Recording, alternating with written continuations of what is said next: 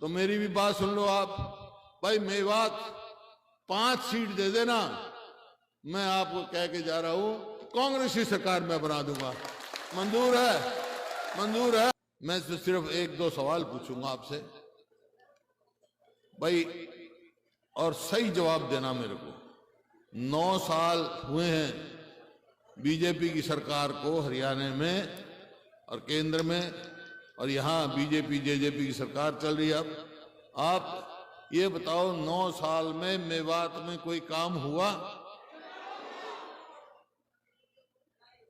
फिर कोई बात करने की जरूरत ही नहीं जब आप सब समझते हो इस बात को कि आपका विकास किस पार्टी की सरकार में हुआ। बस यही बात है। देखिए 2014 में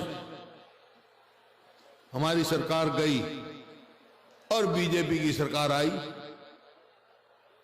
तकलीफ इस बात की है मेरे को, मेवात का तो है ही, पूरे हरियाणा की बता रहा हूं। पूरा हरियाणा कहां से कहां पहुंच गया 9 साल में। 2014 में हरियाणा प्रति व्यक्ति आय में, प्रति व्यक्ति निवेश में और कानून व्यवस्था में, नौकरी देने में, खेल और खिलाड़ियों में पूरे देश में नंबर 1 था 2014 में। आज किस चीज में नंबर 1 है भाई? आज मालूम है किस चीज के? ये मेरे नहीं, सरकारी आंकड़े। किस चीज में नंबर 1 है हरियाणा? आज है बेरोजगारी में, महंगाई में, अपराध में। अपराध ऐसा लगता ही नहीं, ऐसा प्रतीत होता है सरकार है ही नहीं कुछ। और वायदे इनके बड़े बड़े थे, किसान का हम ये करेंगे, मजदूर का ये करेंगे, गरीब आदमी का ये करेंगे। ये कहा 2022 तक किसान की आमदनी दुगनी करेंगे, एमएसपी देंगे उनको स्वामीनाथन के हिसाब से।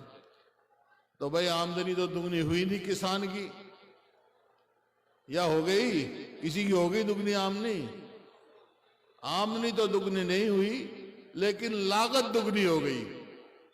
डीजल का भाव कहां से कहां पहुंच गया, खाद का भाव कहां से कहां पहुंच गया, कीटनाशक दवाइयों का भाव कहां से कहां पहुंच गया, बिजली देख लो। तो लागत तो दुगनी हो गई, आमदनी दुगनी नहीं हुई। गरीब आदमी का, दलित का जो हमारी नीति थी भाई 100-100 गज के प्लॉट देंगे, हमने 3,82,000 100-100 गज के प्लॉट दिया हरियाणा में। इन्होंने किसी को 1 इंच का भी दिया हो प्लॉट तो वो नाम बता दे भाई, गांव बता दो। इसी प्रकार से एक कलम से हरियाणा सरकार पहली सरकार थी पूरे देश में जिसने 20 लाख गरीब बच्चों का वजीफा मंजूर किया था। 20 लाख बच्चों का, पहली से लेके ऊपर तक, वो भी इन्होंने कर दिया। 100-100 गज के प्लॉट भी बंद कर दिए, किसान भी।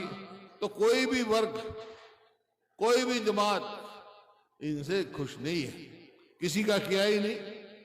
नौकरियों की देख लो, एक चला रखा है इन्होंने कौशल रोजगार निगम। उसका क्या काम है? जैसे कैप्टन साहब बता रहे थे, केंद्र सरकार ने चला दिया वो अग्निपथ, अग्निवीर, और इन्हें चला दिया कौशल निगम। कच्ची नौकरी, पेंशन नहीं होगी, लगेगा कच्ची नौकरी। हमने अपने समय में ठेकेदारी सिस्टम बंद किया था, पक्की नौकरी देने की बात कही थी। ये सरकार खुद ठेकेदार बन गई और कहते हैं हम वहां भेज देंगे यूक्रेन में, इजराइल में। अरे वहां से तो लोग वापस आ रहे हैं, मरने के लिए भेजोगे वहां, इसलिए भेजोगे? तो ये ऐसे काम कर रहे हैं। नौकरी किसी भी वर्ग का देख लें, किसान का, मजदूर का, व्यापारी, कर्मचारी,